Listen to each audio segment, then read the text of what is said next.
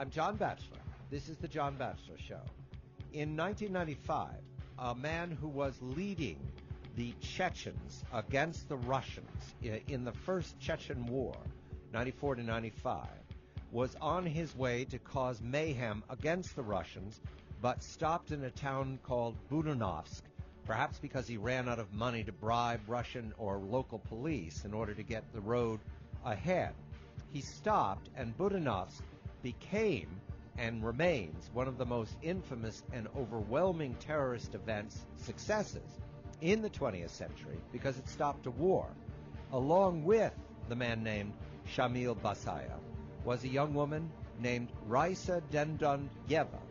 She, identified as a Ukrainian woman, is the centerpiece of many of this tale and of many tales in a new book, Allah's Angels, Chechen Women in War by Paul Murphy. This is the story of the Chechen wars that happened in the 20th century and continue in a low-grade fashion in and around Chechnya and the capital of Grozny. Long after we've lost focus on it, it remains a story that will continue through the 20th century because the Chechen people are ferocious, and at some point there were 20 women for every one man because of the massacres and the genocidal attacks of the Russian army. Today there is a high birth rate, and the Chechen people are no less independent and fierce, and from reading this book, have no reason to make peace with the Russian Empire. Paul, congratulations and good evening for telling such vivid stories. These are heartbreaking, but at the same time, ferocious warning to the United States, don't ever invade Grozny, that's for sure. Let's start with the story of Raisa Dendonyeva with Shamil Basayev.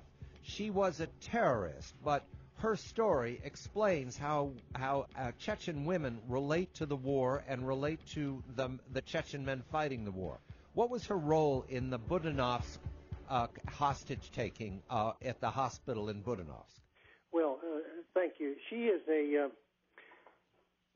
was an interesting person because, yes, as far as I could find out, she was Ukrainian, and there were two women involved with Basayev's team, which made up about 185 fighters or such. Actually, I classify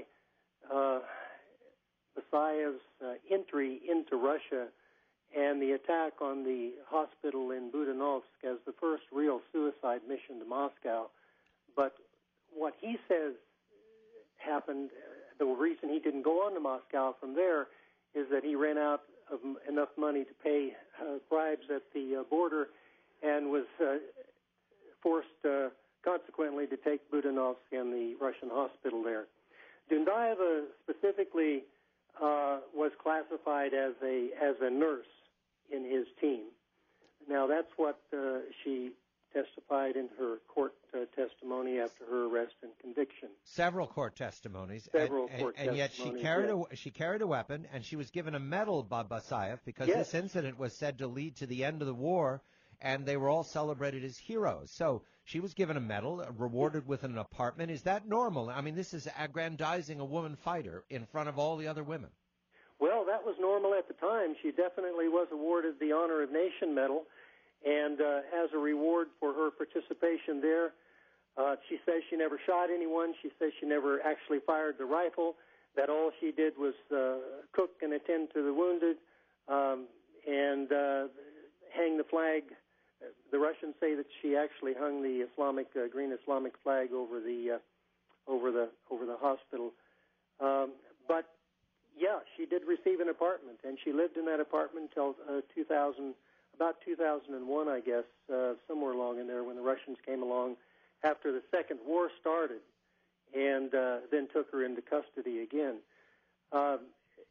She ultimately became disillusioned with Basayev because she claims in her court testimony that he owed her money that she never received.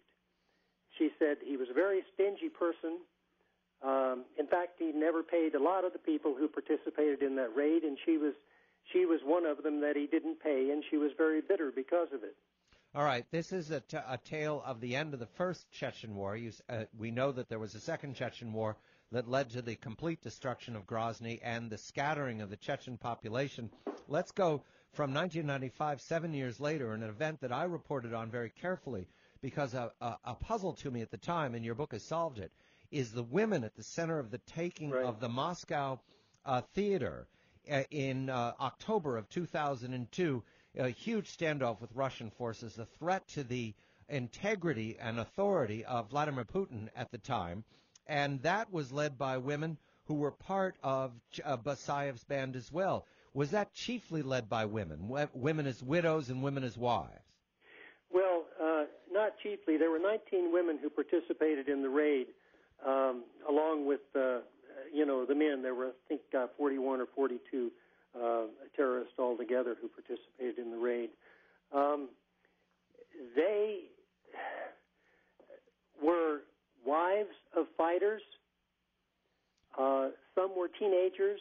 Right. There are a whole variety of reasons as to why they participated, and they range from women who were out to take revenge for their dead husbands being killed by the Russians, to people, young teenage girls being sold by their families for, several $1,000s, to fighters who would participate in that Dubrovka event, and they went along with them. All right. So there are a variety of reasons as to why women participated. And you say 3 of them were pregnant. Now, between these two events, the 95 end of the First War and 2002 and the challenge to the Moscow theater, we need to understand the role that women assumed because of the massacre of Chechen men. I'm speaking to Paul Murphy, and the book is Allah's Angels. The first thing we need to know is, do women fight as equals with men in Grozny, in and around Grozny, in that 7-year period? Well, they certainly, those who became snipers in the First War as well as in the Second War were very effective in Grozny, extremely effective. In fact, the Russian soldiers, particularly the officers, because the officers were the primary targets, were terrified of them. There were several women who became snipers. Some of them are named in my book, and not all of them were Chechen. Some were even Russian. In fact, I speak of one Russian whose name is Anna Klinkievich, who was a very well-known sniper in the Second War. The Chechen wars, the First and Second War, and to a certain extent the Second War has never ended because of the resistance. Did they elevate women as warriors in the Chechen culture, or was that extant before the war started, Paul? No, they didn't really elevate them. In some cases, women had no choice but to fight. For example, if they were chased into the mountains along with their husbands, the women would cook. Sometimes they would pick up a gun and shoot and kill. Right. Other times they would nurse, the wounded. But it was never seen as something to be particularly proud of. Although there is a history going back to the 19th century wars with Tsarist Russia of women fighting Russian soldiers. So, when somebody says there's not a history of women taking up guns in Russia, that's just simply not so, because we can go back all the way, as I say, to the 19th century Caucasian wars. I'm speaking with Paul Murphy. The book is Allah's Angels. When we come back, the first woman martyr bomber, and then the question of what is marriage by kidnapping, and the women's roles today in Chechnya, how the men are discomfited by the fact that the women have been empowered by circumstance. I'm John Batchelor. This is The John Batchelor Show.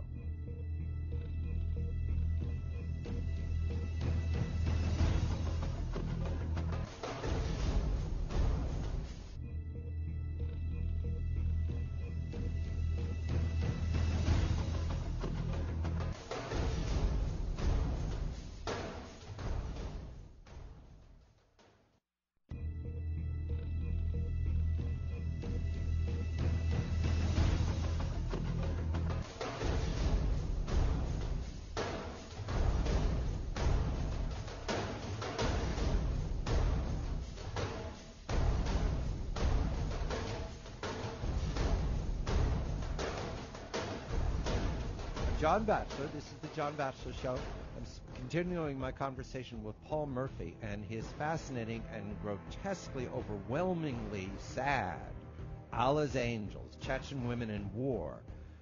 Chechen people are plunged into Hades, into hell, in the late 19th century, and for as far as I know, it continued for more than 2 decades.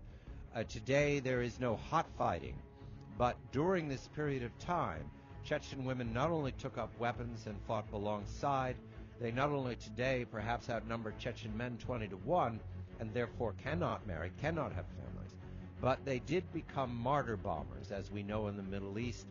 And the first woman martyr, Paul Murphy profiles, she is a woman who makes a videotape for a 3-part videotape with her sisters. Her name is Kava. Is that correct, Paul? Yes, Kava Barayeva. And that's 2000. Is that 2000 when she makes this decision? Yes, that is right, in June of 2000. And what religious transformation? In the Middle East, we've learned that women who become martyr bombers do it out of shame or because they've been compromised in their family. Did she make a political decision and not one of personal? Well, I don't believe it was a political decision on her part, but it was a decision made by the fellow who handled her, whose name was Barayev. He was a well-known fighter, and had been involved in kidnapping in the mid-'90s of foreigners and Russians for ransom. She actually said in the video that she was going to carry out the mission in order to inspire men to jihad. That she was tired of the men in Chechnya sitting at home and doing nothing. That she claimed Chechen women were being raped, and that the men should get out and carry out blood revenge in the name of jihad as a result of that. And there is a video that was available for sale until the Russians pulled it down and the war on terror and everything got complicated, because this is an Islamic culture, and Wahhabism is prevalent in the Chechen culture. In fact, you will note that Chechen fighters are often cited in the northern Waziristan, and they were commonplace in the Afghan fighting in earlier period when the Russian troops were in Afghanistan. And these Chechen fighters are very effective, very ferocious, and so are the women. And the videotape that Paul references has a shot of Kava driving the truck the last several hundred yards, filled with explosives, into a Russian police barricade. They're whistling and firing and trying to stop her, and then a massive explosion. That's the end of her life. That video was commonplace to circulate in Chechnya. For all I know, they can still have it on their YouTube. But after this, Paul, the way I read it is that the Russian forces came to fear Chechen women as martyr bombers more than anything else because they couldn't tell. Well,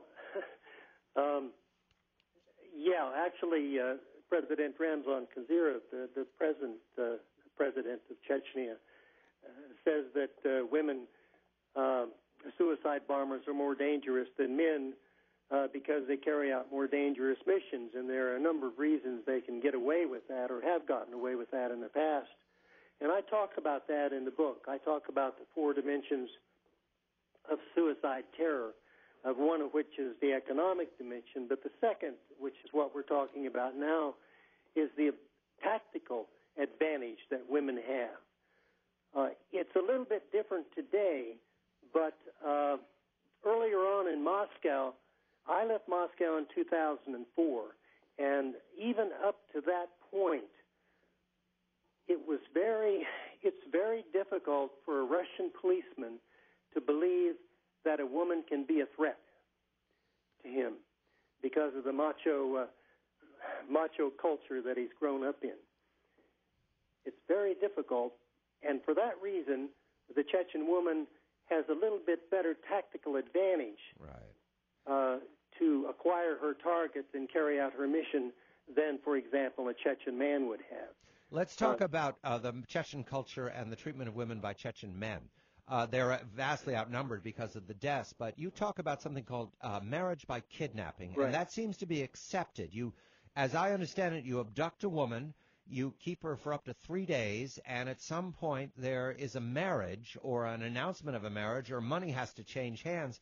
And it's even gotten to the point that it's kind of romantic. It's a way of declaring that you're desirable. Did I misread you? Well, yeah, you're right. It's called bride stealing. In fact, Kadyrov in October of last year outlawed it, but it continues to go on because it is a tradition going back hundreds of years in Chechen culture. And what it essentially involves is that a guy will see a girl, perhaps someone he doesn't even know, but he likes the looks of, and he will make an arrangement with his friends to kidnap her.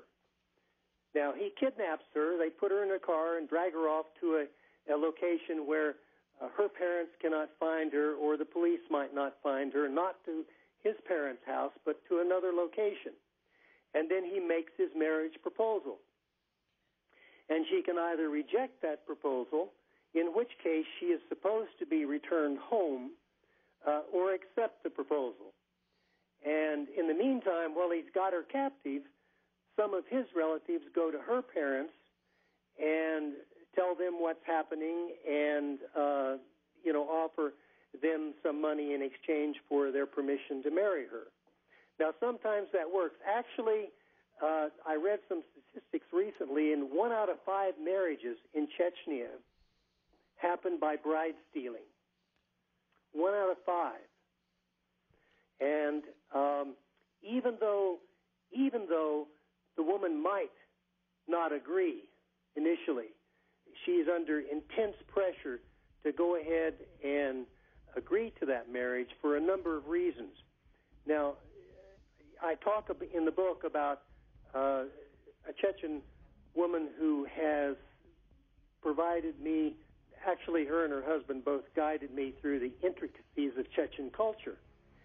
And I was surprised when this woman told me, she said, Paul, the man who kidnaps a Chechen girl is risking his life because if something happens to her, her relatives will come and kill him.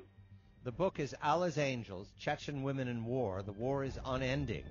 The births right now are very important to Chechnya, to the recovery of the culture that has been brutally treated by the Russian Empire these last 20 years. Paul Murphy is the author. I'm John Batchelor. This is The John Batchelor Show.